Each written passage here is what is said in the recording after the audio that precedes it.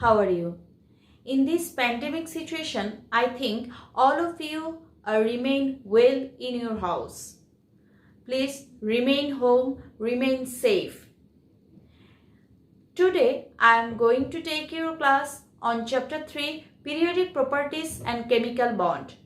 This is Mousumi Dasgupta, Assistant Professor of Chemistry Department of Milestone College. Hope all of you will watch the video from first to last because this virtual class will help you to understand the topics of this chapter. So let's start the class. Students, my first topic is about the color of transition element. You know, transition element form colorful compound. So before going through the topics, first of all I repeat again what is transition metal. The d block element which has partially filled or half filled d orbital in its stable ionic state is known as transition element. We remind about these three words, that is stable ionic state. That means if any atom or element has partially filled d orbital or half filled d orbital in its neutral state, but in ionic state the d orbital will remain fulfilled or will remain vacant, that means it is not a transition metal. So transition metal are those which has partially filled or half filled d orbital in its stable ionic state. Actually, this partially filled or half filled d orbital interfere in every properties of transition metal. Like this, transition metal is also from colorful compound for the presence of this that is partially filled or half filled d orbital. Students, you know, in d orbital there are five subshells, that is dxy, dyz, dzx, dx square minus y square and dz square. In these five subshells, they are remaining in same energy state which is known as degenerate state. But when transition metal join with ligand by coordinate bond, then this d orbital is split up. 3 d orbitals will remain in lower energy state and 2 d orbitals will remain in higher energy state. This is known as non-degenerate state. So let's start the topics by using a figure. So students, to discuss my matter, I have taken an example of a complex compound, that is potassium ferrocyanide. In this compound you have seen that iron is a transition metal, because in iron 2 plus, that is partially filled or partially filled d orbital is present, and this is the stable ionic state of iron. So according to our definition, you know, the metal or the element which has partially filled or half filled d orbital in its stable ionic state is known as transition metal. As iron 2 plus is the stable ionic state of iron and iron 2 plus has partially filled d orbital in its stable ion, so it is a transition metal. So and this cyanide is the ligand of this compound. Now when iron remain as iron 2 plus, then its d orbital will remain in same energy state which is known as degenerate state, and its 6 electron remain in the same energy shell, that means in d orbital. So I repeat again, when before iron forming a compound, its d orbital remaining in same energy state which is known as degenerate state, and its electron will be present in same energy shell. But when iron join its cyanide by coordinate bond, then its d orbital is split up. 3 d orbitals will remain in lower energy state and 2 d orbital remain in higher energy state. Electrons first of all enter in lower energy state. In presence of light, students, you know, we have seen a compound is colorful or not colorful. This is in presence of light. In absence of light, it is not possible for us to identify any compound is colorful or not colorful or colorless. That means, so first of all, electron enter in lowest energy shell. In presence of light, this electron absorbs energy equal to daily and goes to the higher energy shell. This time the energy which is absorbed, that is equal to the wavelength of light. So alternate color will be shown by our neckties. Like this, I can explain it in this way. You have known that the different wavelength range of different color, like I can explain it in this way that just think about that. In violet, the wavelength of 380 to 424 nanometer wavelength of violet color. Then come to indigo, it is 424 to 450 nanometer. So if any electron can absorb 450 nanometer wavelength from the light, that means violet and indigo will be absent from the 7 color. Then rest of the 5 color will mix with each other and form the color of this compound. This way the color of this compound is yellow. So students, I think all of you are clear about this. I repeat again the whole topics. First of all, transition metal has partially filled d orbital. This d orbital remain in same energy shell before forming compound, which is known as degenerate state. When it join with ligand by coordinate bond, then its d orbital is split up. 3 d orbitals will remain in lower energy shell and 2 d orbitals will be remain in higher energy state. Electrons first of all enter in lowest energy shell. In presence of and this is known as non-degenerate state. In presence of light, electron absorbs energy from light and goes to the higher energy shell. This time the wavelength which is absorbed by the electron, that color will remain absent from the 7 color. So the alternate color will be shown by our neckties. That's why transition metal form colorful compound. So I think students, all of you are clear about these topics, that why transition metal form colorful compound. But just think about that, why that is not for another compound. For example, if we discuss about zinc, then just look at the electronic configuration of zinc. Zinc is 13. So its electronic configuration is 1s2, 2s2, 2p6, 3s2, 3p6, 3d10, 4s2.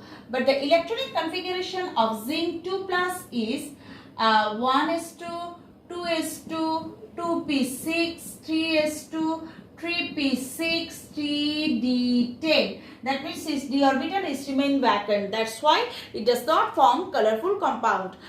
So this is the reason that why except transition metal another atom cannot be formed colorful compound. This is because of the reason of the fulfilled d orbital. And you know, the fulfilled d orbital, the metal which has fulfilled d orbital or a vacant d orbital, that is not a transition metal.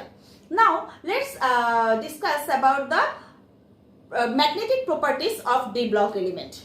So students, d block element act as magnet. You know, you have some interest about magnet, and in our childhood we are playing about with this magnet. Maximum of hours playing with the magnet when we come closer to the magnet, then both same side repulse each other and opposite side attracts each other. This is an interesting game in our childhood. So this type of magnetic properties is shown by d block element. Actually, there are 3 type of magnetic properties is present by d block element, that is paramagnetic, ferromagnetic, diamagnetic. Now, what is paramagnetic substance? Actually, the d block element which has less number of unpaired electron in its d orbital is known as paramagnetic substance.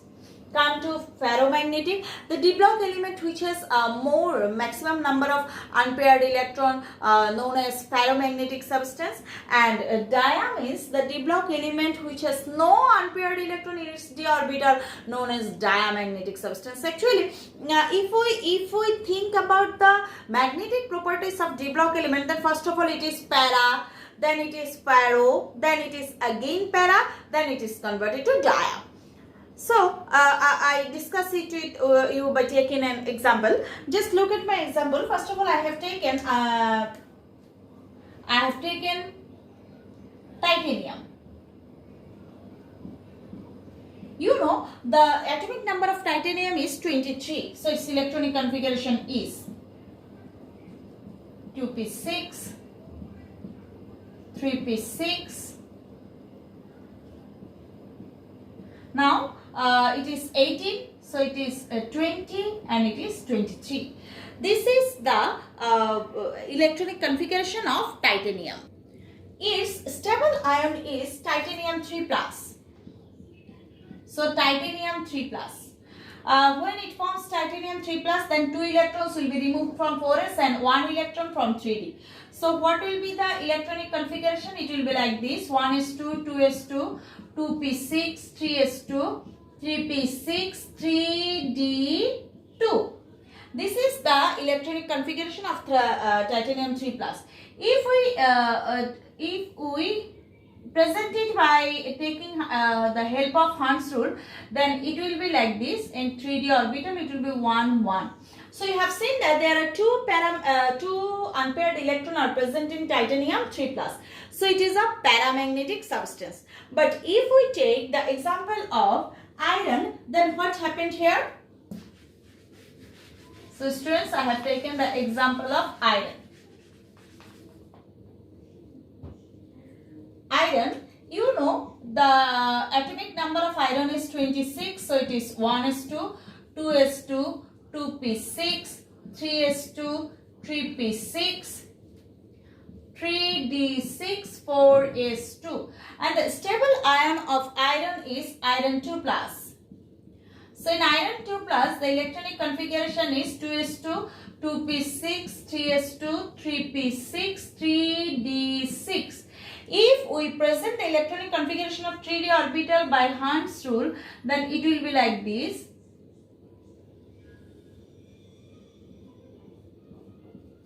This is 3d orbital. So it is 1, 2, 3, 4, 5, 6. You have seen that there are 4 unpaired electrons present in iron 2 plus. That's why it is a ferromagnetic substance. Now come to iron 3 plus. For iron 3 plus, it will be 3d5. That means the electronic configuration of 3d orbital is, that means here 5 unpaired electrons. That means maximum number of unpaired electrons are present here.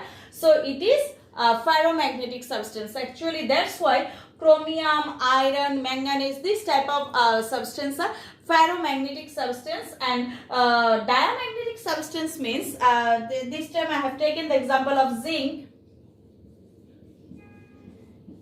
So you know the electronic configuration of zinc is 3d10, 4s2. Now the stable ion of zinc is zinc 2 plus. So it is 1s2, 2s2, 2p6, 3s2, 3p6, 3d10. If we present it by applying Hund's rule, then it will be like this. So there is no unpaired electron present in d orbital in zinc. That's why it is a diamagnetic substance. So I think all of you are clear about the magnetic properties of d block element. Students, I discussed with you about the catalysis properties of transition metal.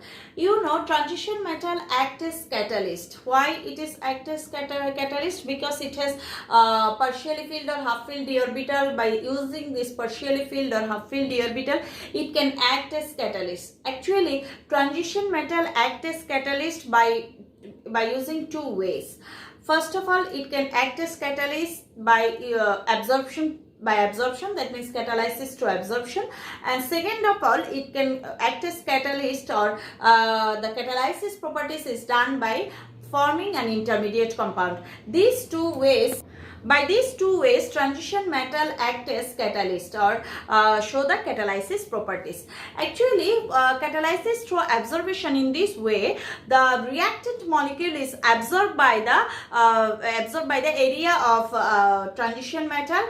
Then it will be come closer to the reactant molecule, and then the product is formed. That means here catalysis is done by through absorption properties, or through absorption process. But the catalysis which is done by forming intermediate compound, I can discuss it with you by taking an example. You know, when we prepare sulfuric acid, then one step is this, that sulfur dioxide reacts with oxygen in presence of vanadium pentoxide catalyst and forms sulfur trioxide.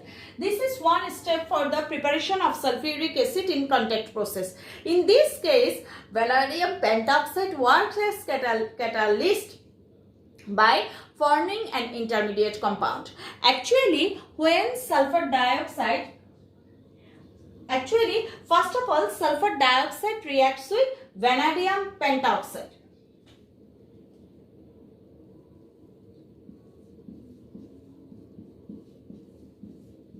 And form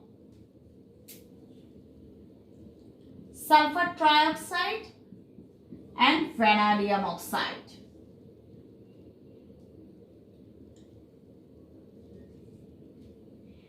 Then this VO2 reacts with half oxygen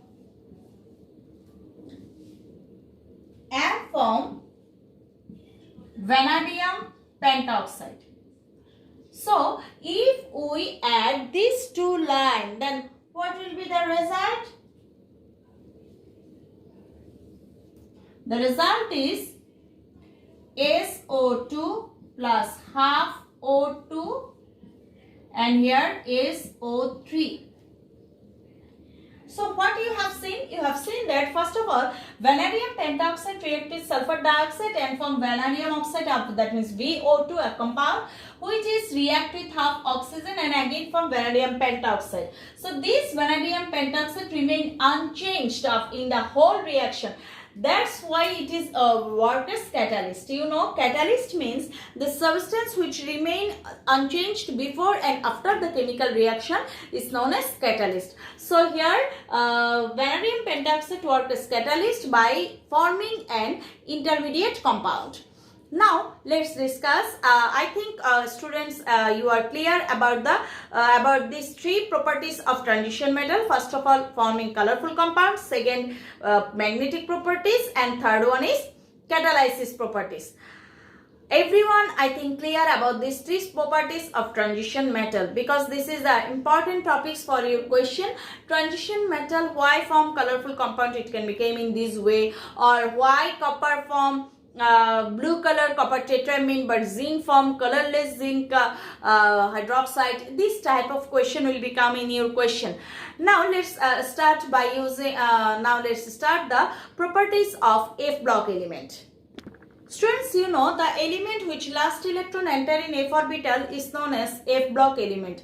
Actually, F block element is the combination of two series. First one is lanthanide series, second one is actinide series. Lanthanide series means the lanthanide series is present in 6 period group 3. So lanthanide series means actually from lanthanum, that means 57 number atomic number lanthanum, then it's after it's there is cerium. Cerium it is 58 to lutetium. These 14 elements are whole together called lanthanide series. So from cerium to lutetium there are 14 elements, and with lanthanum it is 15 elements. These 15 are called wholes together called lanthanide series. Actually their physical and chemical properties as they are same, so they are present in the same position of periodic table.